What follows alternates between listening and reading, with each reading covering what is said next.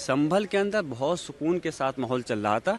सभी धर्मों के लोग मिलकर के रह रहे थे। लेकिन अफसोस है कि इन लोगों ने जो सर्वे का कोर्ट का आदेश था उसको इतनी जल्दबाजी 1 घंटे के अंदर 1 से 2 घंटे के अंदर जल्दबाजी दिखाते हुए वहाँ पर पहुँचे। उसके बावजूद भी उसका पालन किया गया। लेकिन दूसरे सर्वे में भी आज लोग अपना कोऑपरेट कर रहे थे और सर्वे करा रहे थे। बाहर सिर्फ लोगों ने ये जानना चाहा कि आप सर्वे क्यों कर रहे हो दोबारा से, तो उसके एवज में उनको जवाब जुबान से मिलना चाहिए था, लेकिन लाठियों से मिला और गोली चलाई। तो मैं यही चाहता हूँ कि इस प्रकार की घटनाएं अब संभल के बाद में ये लोग अजमेर शरीफ पहुँच के कब तक कहाँ जा कर के रुकेंगी। ये देखिए, माननीय सर्वोच्च न्यायालय के आदेशानुसार फ़ोटो चस्पा कर ही नहीं सकते ये, और अगर फ़ोटो चस्पा करेंगे तो इसका मतलब माननीय सर्वोच्च न्यायालय को चैलेंज कर रहे हैं।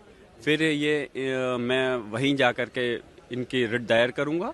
और जहां तक वसूलियाबी की बात है, वसूलियाबी उन लोगों से होनी चाहिए जिन्होंने इस संभल को आग में झोंका है, और संभल में आग में झोंकने का काम सीधा सीधा पुलिस प्रशासन का है। और इस चीज़ को मैं जो कह रहा हूँ वो किसी बुनियाद और आधार पर ही कह रहा हूँ, हवा में नहीं कह रहा। संभल के अंदर बहुत सुकून के साथ माहौल चल रहा था। सभी धर्मों के लोग मिलकर के रह रहे थे। लेकिन अफसोस है कि इन लोगों ने जो सर्वे का कोर्ट का आदेश था उसको इतनी जल्दबाजी 1 घंटे के अंदर 1 से 2 घंटे के अंदर जल्दबाजी दिखाते हुए वहाँ पर पहुँचे।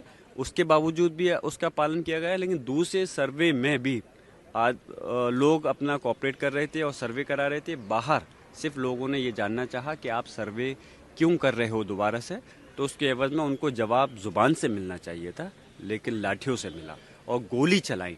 तो मैं यही चाहता हूँ कि इस प्रकार की घटनाएं अब संभल के बाद में ये लोग अजमेर शरीफ पहुँच के कब तक कहाँ जा कर के रुकेंगी। ये क्या चाहते हैं, ये इस प्रदेश और देश के साथ में क्यों खिलवाड़ कर रहे हैं उसके कानून के साथ। माननीय सर्वोच्च न्यायालय को उसमें संज्ञान, मैंने भी रिट दायर कर रहा हूँ इस मामले में माननीय सर्वोच्च न्यायालय के अंदर, और मैं ये मांग करता हूँ कि इस पर ज़रूर रोक लगनी चाहिए, जिससे कि हमारे प्रदेश और देश का माहौल और जो एकता है वो कायम रह सके और इसका विकास हो सके। वर्क साहब, आप कह रहे हैं कि सुप्रीम कोर्ट का आदेश का उल्लंघन होगा अगर फोटो चस्पा करेंगे, लेकिन वो वीडियो जारी कर रहे हैं। कई सारी तस्वीरें उन लोगों की तरफ लगभग 250 तस्वीरें जारी कर दी गई हैं, तस्वीरें दिखाया गया है।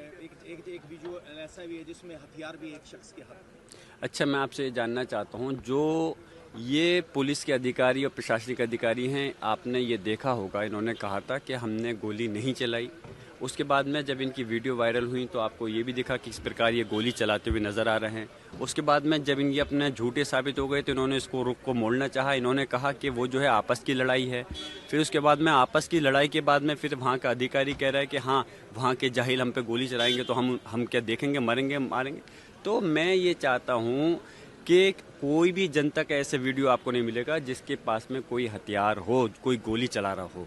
तो इसलिए इसकी रिकवरी भी, जो नुकसान हुआ है सरकारी प्रॉपर्टी का और प्राइवेट प्रॉपर्टी का, उसकी वसूलियाबी इन पुलिस के अधिकारियों से होनी चाहिए। अगर आप ये वीडियो YouTube पर देख रहे हैं तो हमारे चैनल को सब्सक्राइब करें और बेल आइकन को दबाना ना भूलें। अगर आप Facebook पर ये वीडियो देख रहे हैं तो हमारे पेज को लाइक करें।